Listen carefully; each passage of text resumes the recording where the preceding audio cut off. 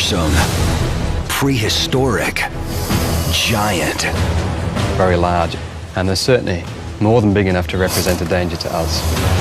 And the secret to even larger size may lurk in their ancient DNA.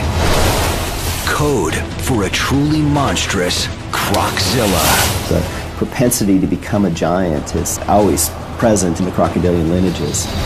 I think the conditions are ready right now for a super croc.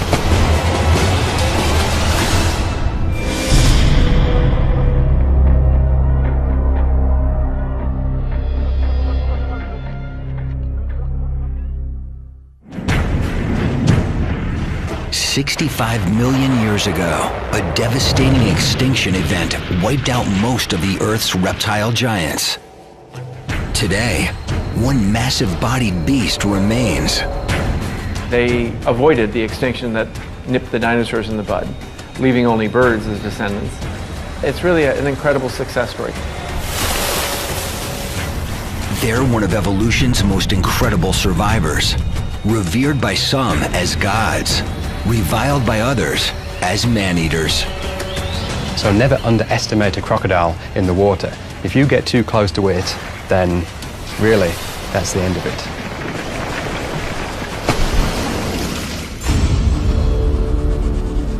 Meet the world's largest reptile, the crocodile. They might not be quite as long as some of the giant snakes, but they're actually a lot heavier than those giant snakes, so they are actually the biggest reptiles on Earth. These prehistoric giants can grow to enormous sizes, yet fossil evidence reveals their ancient relatives grew even larger. If you go back 100 million years, there were crocodiles that were almost twice the size and probably about 4 to 5 times the weight of the biggest crocodiles today. In the late 1990s, paleontologists working in the Sahara Desert unearthed the bones of the largest crocodile ever known to roam the Earth, Super Croc. Super croc is the nickname. Sarcosuchus imperator, the imperial flesh croc. That is the technical name. Super Croc was probably 40 feet long. It would have been an absolute monster. Scientists think Super Croc, like today's crocs, was a powerful predator stalking unsuspecting prey at the water's edge. And Sarcosuchus was doing the same sort of things as these modern crocodiles are doing, except it was doing it 100 million years ago. Millions of years later, a modern croc still hunts like Super Croc and haunts similar habitat. Yet can it grow to its ancient ancestors' gargantuan size?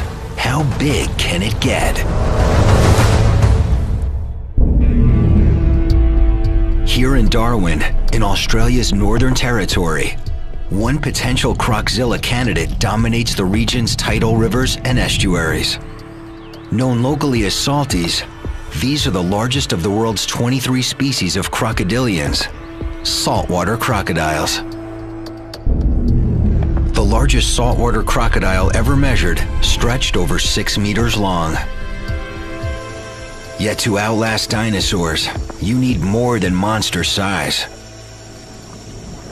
You need a heavy-duty arsenal of survival traits. Salties have thick, armor-plated skin, muscular limbs, strong jaws lined with over 60 bone-crushing teeth, and powerful tails extending almost half their body length. It's one possible clue to their future size potential, honed to perfection by evolution. Crocodiles' bodies are designed to survive. I mean, they could lose a limb, it doesn't matter. The dominant males are often missing a limb. You have an animal that's a survivor, and there's almost nothing that can get in its way. It's almost like a Ferrari now. It's had so much refinement done to the general body plan of a crocodile that what you've got now is you've got, like, you know, the best possible crocodile that you could possibly have. Salty is your A1 predator, something to watch out for. They eat humans every year. Very large, and they're certainly more than big enough to represent a danger to us. News accounts report lethal attacks. In rural Darwin in 2009, while swimming with her sister and two friends near a swamp called the Black Jungle, an 11-year-old girl vanishes. Police mount a ground search for the girl. Helicopters scan the bush from the air. The next day, they find her remains. Bite marks indicate her killer was a crocodile, measuring about 3.5 meters. Trained crocodile catcher Robbie Risk was part of the search team. That was a really emotional event. And that took about a day to find any remains. When we did, you know, it was something that, you know, you don't really want in your head. Groups of armed officers scour the area, setting traps throughout the floodplain, but they never find the culprit croc.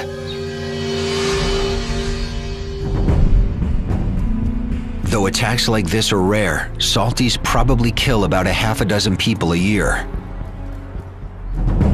Yet officials estimate there are up to 150,000 of them moving from rural tidal rivers into Darwin waters. The unique thing about Darwin is that it's essentially a city that's situated right in the middle of crocodile habitat. And as they spread to urban and suburban areas, the odds of attacks on humans may be increasing exponentially. If most crocodiles in the tidal rivers here didn't move, they'd get killed by other crocodiles. There's just not enough food and there's not enough space to go around. And this is why you've got saltwater crocodiles moving along the coast towards Darwin. And more crocodiles every year are found in and around Darwin. And obviously the potential for disaster is so much higher.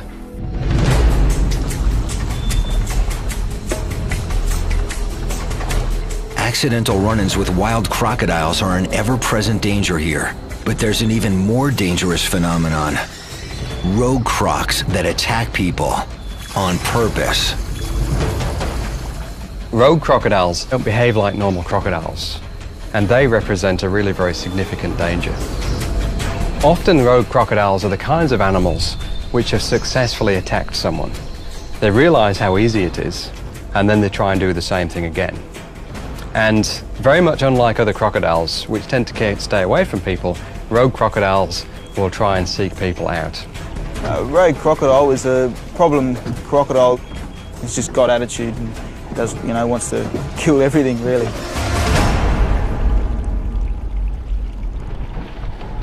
To reduce the risk of an attack by a rogue or other saltwater crocodile, Darwin authorities operate an ongoing catch and remove management program.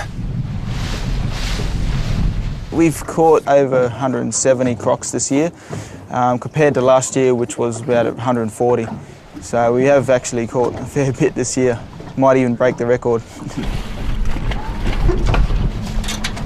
What we're doing here is just checking and rebaiting the trap.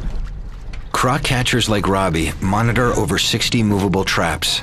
They keep them baited, and when they find crocs inside, they remove them, mark them, and record their size.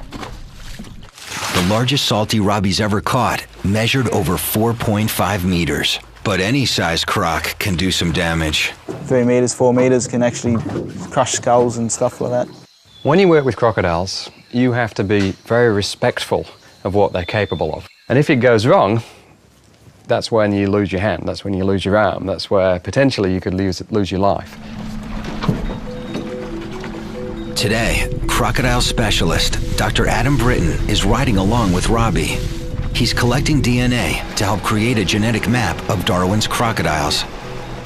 What we're doing is we're taking tissue samples from crocodiles that we're catching in Darwin Harbour, and we're comparing them with tissue samples from crocodiles that we're going to be collecting across the northern coast of Australia. And what that's going to do, hopefully, is tell us a little bit about where the crocodiles that are moving into Darwin Harbour are actually coming from. Dr. Britton's map may someday pinpoint a breeding colony of giants. But for now, his research is geared toward keeping the peace between humans and a potentially deadly crocodile species. What we can learn about these crocodiles is why they're moving and what's motivating them to move. And if there's a risk of crocodile attack, then you have to try and reduce that risk. And hopefully we can figure out how to make it safer for people. And then people will be more likely to put up with crocodiles that live on their doorstep.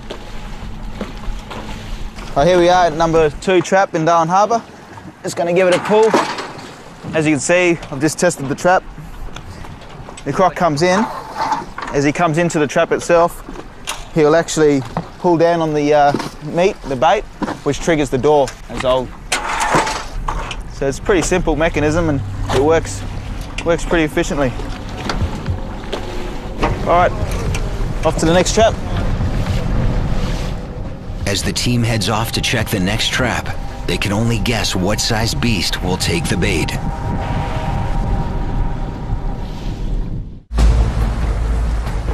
A crocodile can grow as long as it lives. It's another clue to their future size potential.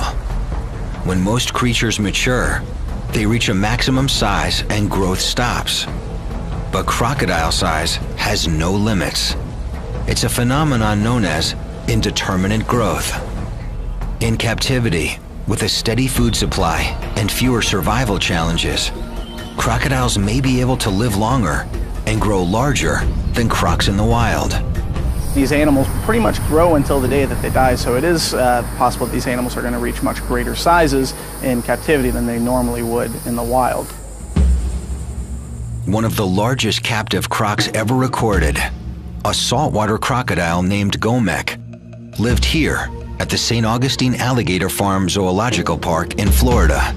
Gomek maxed out at over 17 feet, weighing nearly a ton. He became a main attraction, drawing audiences to his feeding shows in droves. Today, his supersized legacy lives on in another huge salty named Maximo. So he's over 15 feet long, 1,200 pounds. He's an incredibly powerful animal.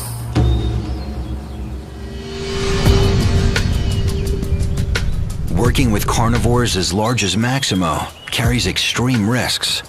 Zoo staff is always cautious. I said he looks at us as a potential food source, so we certainly need to watch out for that. He's surprisingly quick for an animal his size. You can see the power in this animal when he jumps up after a rat. It's just something you really don't want to get too close to. Maximo's size may be what draws onlookers to his enclosure. Yet like other crocodilians, his most remarkable trait may be intelligence. Crocs are definitely the smartest of all the reptiles. They have the most well-developed cerebral cortex of any reptile, and they're a lot smarter than people think they are. Crocodilians have a reptile-sized brain. I mean, it's literally the size of a walnut. And yet, they are incredibly smart animals for what they need to do.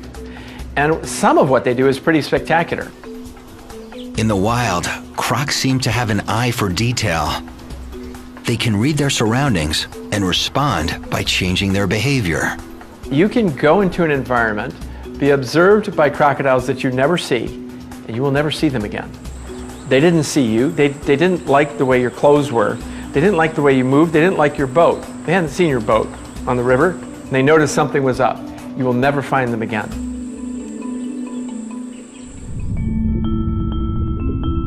They may also display some form of memory. To be a crocodile, you want to know where the best place to hunt is going to be on a day-to-day basis. And you can't just stumble upon it every day. You have to remember, you have to learn.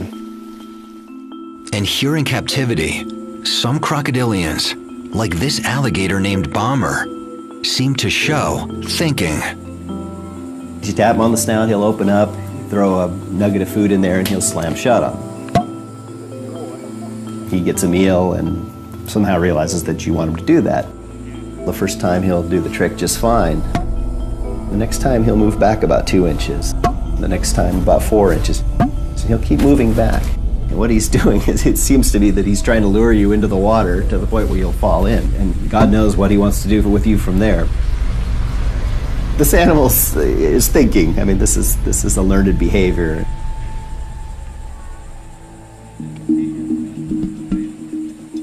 These ancient survivors are more than creatures of pure instinct, and Maximo's no exception. He's learned a routine for the show, and he knows time of day. So if we walk up onto that platform, right at 3 o'clock, he starts going through his routine that he has to go through for the feeding show. So that didn't take him very long to learn it all.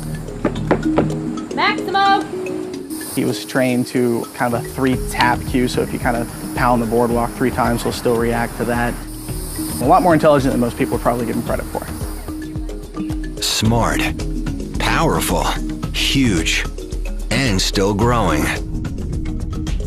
Maximo's just 40 years old. At 4.5 meters, 544 kilos, he can grow for decades. Only time will tell how much bigger he can get.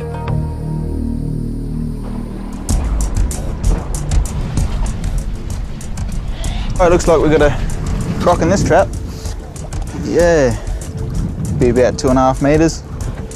Back in Darwin, the team finds a salty in one of the harbor traps. Robbie estimates it's about 2.5 meters. First, what we're going to do is chuck a snout rope over the top jaw, and then we're going to disable his jaws with a zip tie, and then we'll bring him out of the top of the cage. They have to get it onto the boat, but first, they have to secure its jaws.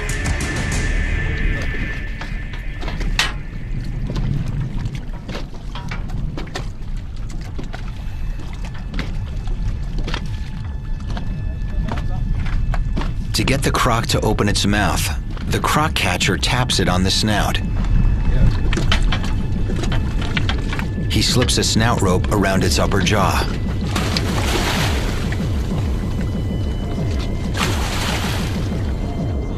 But the noose is caught on the croc's upper teeth. Just got to bring it back a bit more. You don't want it clipping off at the last minute. Nah.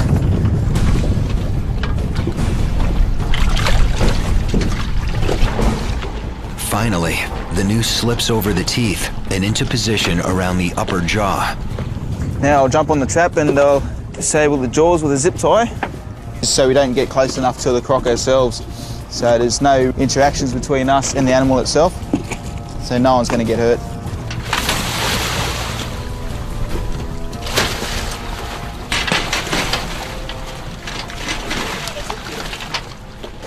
Now what we're going to do now is just duct tape his jaws together and then cover his eyes. Covering its eyes helps minimize stress. Eyes covered, jaws are secured. Now we're ready to bring him out of the trap.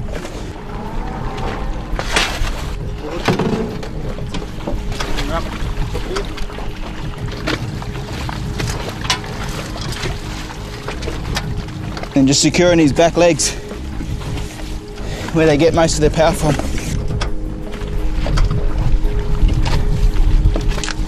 The final part, just a bit of protection there from his other teeth that are protruding over the top jaw. So when we do handle him, we won't cut our hands up and stuff. Even with the croc's jaws zip-tied and taped, with one swing of its head, its large teeth can tear open human flesh. With a wild salty captured for relocation, Robbie and the team loaded onto the boat. Stop. Beautiful. When the croc's secure, the team ties new bait, resets the trap, and heads off to check the next one.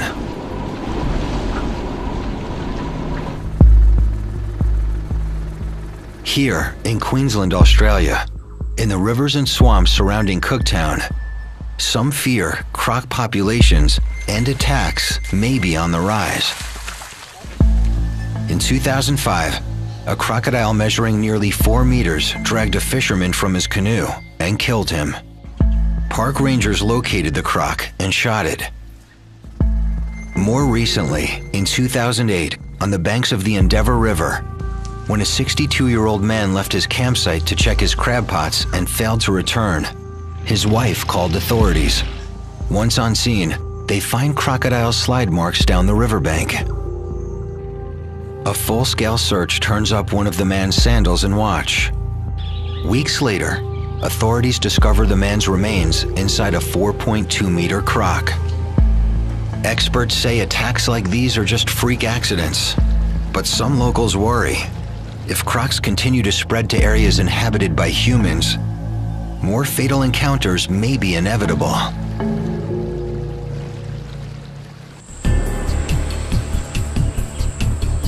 In Florida, at the St. Augustine Alligator Farm, biologist Dr. Gregory Erickson is studying a crocodile's main predatory tool, its bite. We're trying to understand what makes these animals tick. We're interested in how the musculature and the mechanics of the jaws allow them to generate their bite forces, and how the shapes and sizes of the teeth contribute to the pressures that these animals use to make a living. These are our bite force transducers.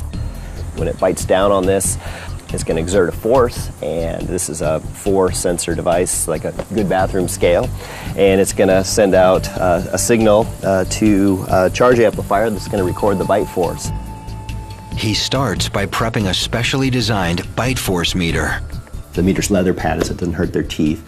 And as soon as you touch one of their teeth, it triggers a snapping bite, is what we call it, and they'll slam down, apparently with as much force as they can possibly generate, and we'll get a recording instantly of what the maximal bite force was. I'm not exactly sure what this Nile crocodile is going to do. They tend to be rather surly animals.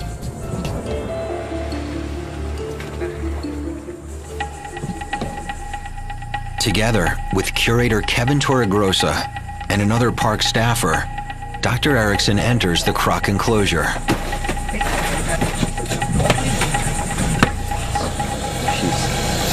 She's a mad motor scooter.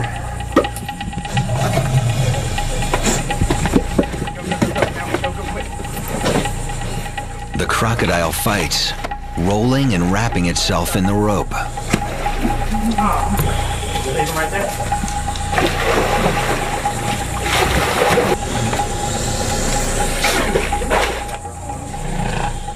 But finally, the team lifts the croc out of the water and onto an examination board. What we're going to do is throw the board in. I'm going to push the jaws down on the board. You're going to put the mouthful on to hold his jaws on the board, and we're going to tape it up.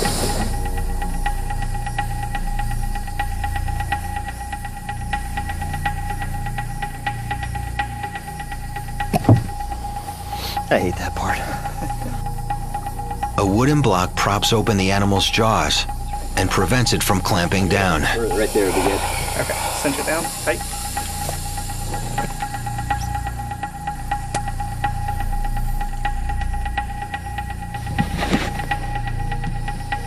What I'm doing is I'm taking dental putty. It's essentially the same material your dentist uses to cast your teeth when you're going in for dental work. And I'm going to use this to make some copies of the more prominent teeth in this animal. Don't do this at home. Don't do this with your pet crocodile. Or your dog, for that matter. Before taking bite force readings, Dr. Erickson takes dental impressions. By making molds of the teeth, then we can make casts of them. And essentially we can walk away with a replica of the teeth. From that, we can do studies as to how much pressure they actually generated at the tips of their teeth. But we really don't understand how the teeth work, and so that's what we're trying to do in this research.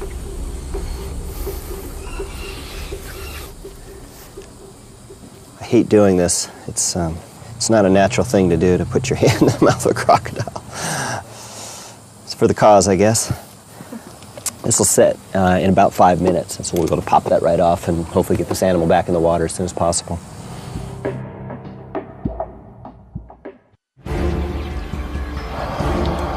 Another clue to crocodile's future size potential: predatory skill. Crocodiles are classic ambush predators. In other words, they stalk silently and attack rapidly. They can hide in a river with just a nostril and an eyeball sticking above the water and prey on something that has no idea what's about to happen. Crocodiles are masters of their habitat. To hunt, they often just sit and wait. All animals have to have water, and so you've got a constant source of food coming to you, and all you have to do is get good at catching it. It doesn't really matter who the players are coming to the water's edge. The crocodile doesn't care as long as it's a meal. Hidden with its eyes, ears, and nostrils sticking just above the water's surface, a crocodile can use its powerful senses to home in on prey. They have these pressure receptors around their jaw, and literally they can detect changes in pressure through the water. They have an excellent sense of smell. They can smell animals and prey from quite a long distance away, and it could be several kilometers away. Their hearing's actually better than ours at low frequencies, and so they can hear the rustle of footsteps. They can hear animals moving through grass. Their eyesight is excellent too. They've got full color vision, and they can see at night very effectively.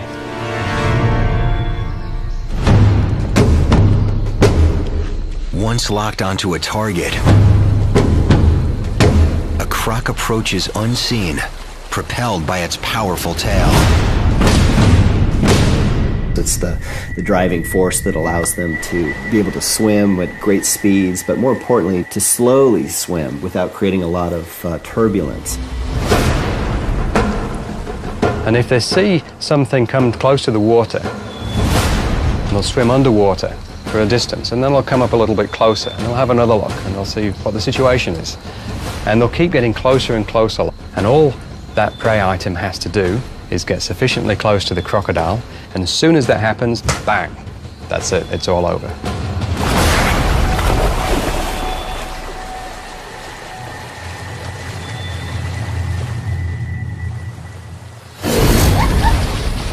Launching an explosive surprise attack, a crocodile bites down with bone-crushing force, dragging its victim into the water to drown it. Sometimes it goes into a death roll. The crocodile may roll to try to disorient the prey item. Sometimes the animal's dismembered at that point. Maybe the animal will die nearby from bleeding. Ideally, the crocodile's trying to drown the prey item. Once the animal's drowned, of course, then it's secured a meal. Once its prey is dead, a crocodile uses its body to tear it to pieces. They just simply rip it apart with a motion of their head. They're like a tube of muscle, a little bit of flexibility, especially in the neck region, the armor. There's a little break in the armor there, so it can just yank its head back and forth and just literally rip limbs and bodies apart.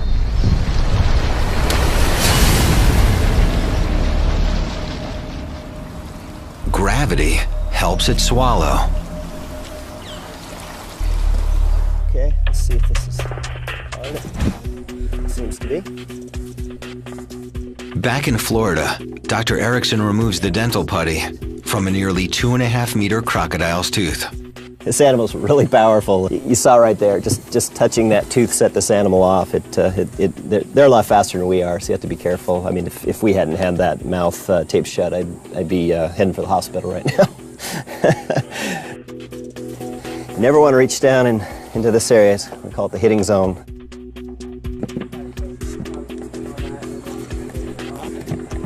Got a really nice mold here of the malariform teeth as well. And so we'll take these back to the lab and we'll make some replicas of this crocodile's teeth. Okay, now tighten it up. With molds removed, Dr. Erickson prepares to measure the croc's bite force. Here we go. Oh, missed it. Just missed it.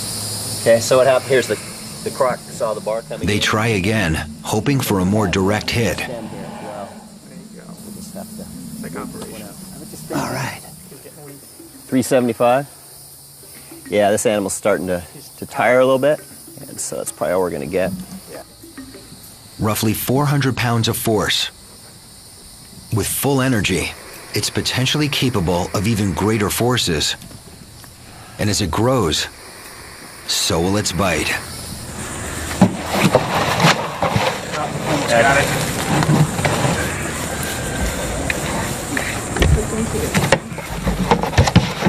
Just let him run all the way back.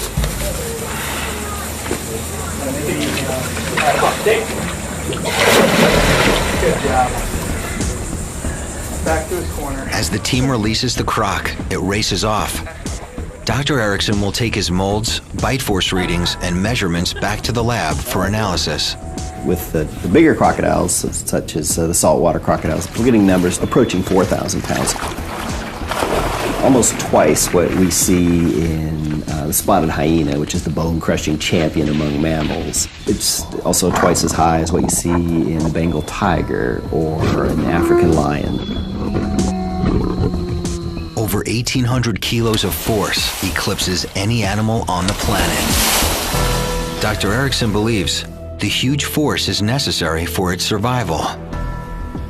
Most crocodiles don't have particularly sharp teeth. They're blunt instruments, not well designed for puncturing things. But with the kind of forces these animals generate, they are able to produce pressures that are high enough to puncture through hide and sustain impacts with bones. And they pull it off, and they've been doing it for a long time, and they're pretty good at it.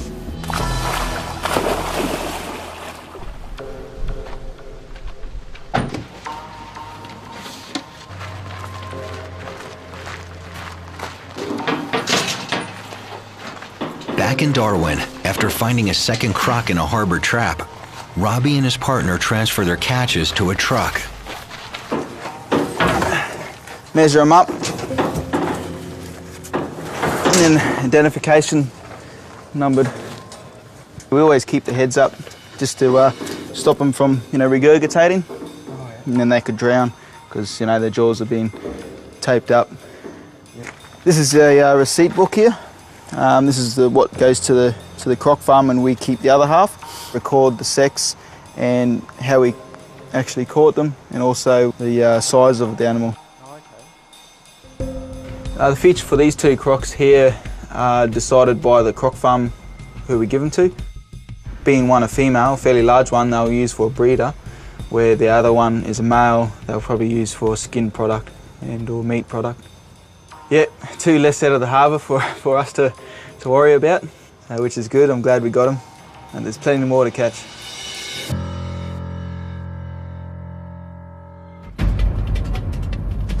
Another clue to crocodiles' future size potential? They're one of nature's most adaptable animals, capable of feeding on a wide range of prey, from small fish to beasts as big as kangaroos.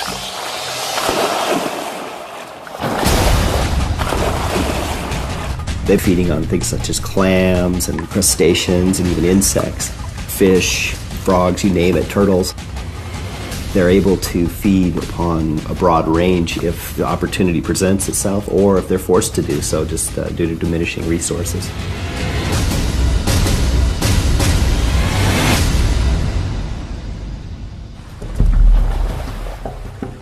Crocodiles can also adjust their behavior to their environment, especially if they locate a good food opportunity.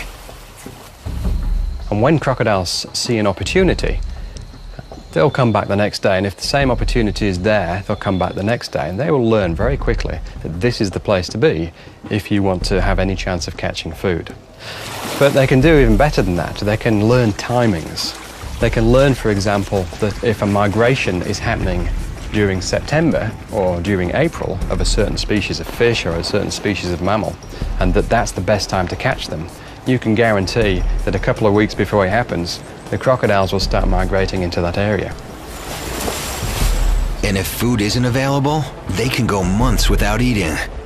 When they finally do eat, they use food efficiently, converting it into energy for growth. Crocodiles' extreme adaptability has helped them survive, while other species have gone extinct. Today, they remain the planet's last truly massive reptile. But recent fossil discoveries reveal a lineage of even larger crocodilians. In the 1990s, paleontologist Paul Sereno and a team of researchers stumble upon the find of a lifetime: the ultimate killerzilla, Sarcosuchus imperator, super croc. Back about 15 years ago, I set foot in the Sahara. It was an exciting and very difficult expedition to try and open a Pandora's box of dinosaurs. But what was really eye-opening was the crocodiles. And in fact, the very first bone I found belonged to super croc. Then we found the skull. To see a 6-foot skull, something that is longer than you are when you lay down next to it, and realize that that's a crocodile, it is amazing. I mean, we marveled at it when we were in the field.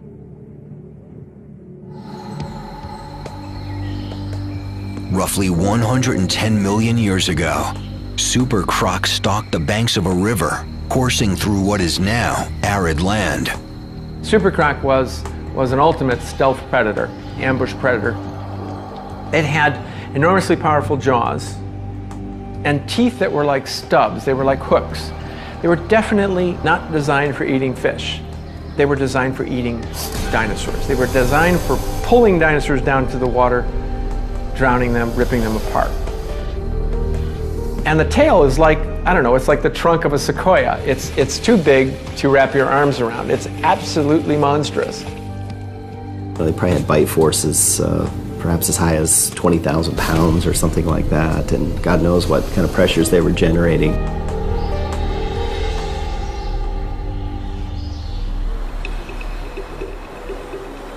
In his lab at the University of Chicago, Dr. Sereno continues to marvel at super croc's fossilized skull. This is the most complete skull of a giant super croc ever found. It's 6 feet long, weighs about 700 pounds. The back end of the skull is here. Here's the two eye sockets. They're sort of raised up. Here's the snout. Here's the big opening for the nose. The animal is basically a magazine of teeth. This is the root. The dark part is the crown. This is the part that sticks out. This is a replacement tooth. So most of the tooth is actually in the jaw. When you put this into the skull, you realize that the snout is like a machine gun of teeth. There's teeth going down to each side, filling the snout. And they're being replaced all the time as they break off and wear. Just from the teeth, you can tell quite a bit about what the animal was eating. And this is not a fish-eating tooth. So this is the skull of a very large living crocodile. It's about 2 feet long, and this would be a crocodile that might be 17, 18 feet long. You can see how it pales into insignificance compared to this monster super croc skull. But they're designed very similarly.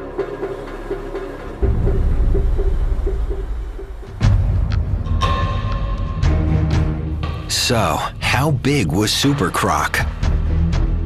They're about twice the size of the largest saltwater crocodiles, and probably somewhere in the region of about 10 times as heavy. Well, we think super croc was 40 feet long as a full adult. Yes, a croc the size of a school bus. How much did it weigh? 8 tons is a good estimate. The largest crocodile to ever survive on Earth.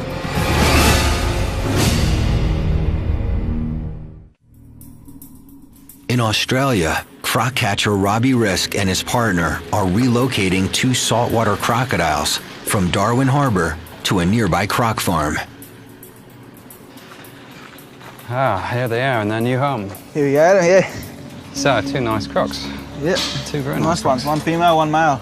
Oh, female, eh? Yeah, one feet Oh, there. they'll be very pleased with that. Yep. We'll just lift them up and put them straight in.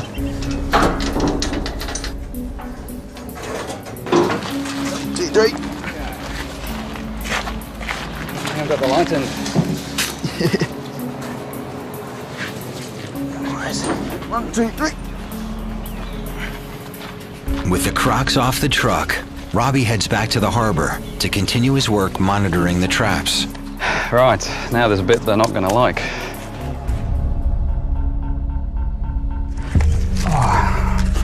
Okay, so what I'm going to do now is take a tissue sample from this crocodile. These Dr. tails Britton you can hopes see, the tissue see samples Robbie's will already yield genetic taken material for his DNA map of Darwin's croc population. And this is basically just cartilage, but it's got some genetic tissue in it. So what I'm going to do is use one of these biopsy punches and just take a bit of that tissue and store it in one of these vials. And then we're going to do some analysis on it to find out if we can determine where this crocodile came from. This is actually the first time I've used this technique.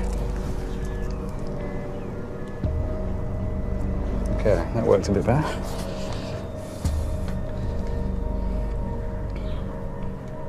And obviously, it obviously stings a little bit, but for these crocodiles, they've got such thick skin. It's probably a bit like us having an injection. So that's the sample I've taken. It's just basically a hole through the scoot, and it's just connective tissue really, but we can get some genetic information from this. Stick it in there. So we can keep this for however long we need to, and then we send these down to the lab along with lots of others, and we should get some really useful information out of it. Armed with his DNA data, his research may one day uncover where Darwin's saltwater crocs are breeding, why they're moving, and how expanding into new habitat may help them grow to even larger sizes. With bodies built to survive, predatory expertise, indeterminate growth, and extreme adaptability, can today's saltwater crocodiles become tomorrow's super crocs? I think the conditions are ready right now for a super croc. In warm climates, the very largest river systems, I think, could support a huge crocodile. Temperature is certainly a factor for growth. These animals do have a fairly slow metabolism, but if the weather's warmer, they're going to be eating a lot more. It certainly could help them grow a lot larger. Warming temperatures and large prey may drive crocodiles to even greater sizes. If large prey evolved near the water's edge, I think it's quite plausible, possibly even likely, that giant crocodiles would evolve again. But experts say there's one primary key to reaching the size of super croc: prolonged adolescence. And what we found is that these animals took about, 35 to 40 years before they started slowing down their growth. Large crocodiles today, somewhere between 12 and 15 years, they'll start slowing down their growth. These giants was, maturing later and living a lot longer. How did super croc get so big, 40 feet in length? Did it grow faster, or did it grow over a longer period of time? They just took longer to grow. These giant crocodiles were growing at comparable rates to big crocodiles today. So they didn't necessarily grow faster, they just prolonged sort of their teenage years.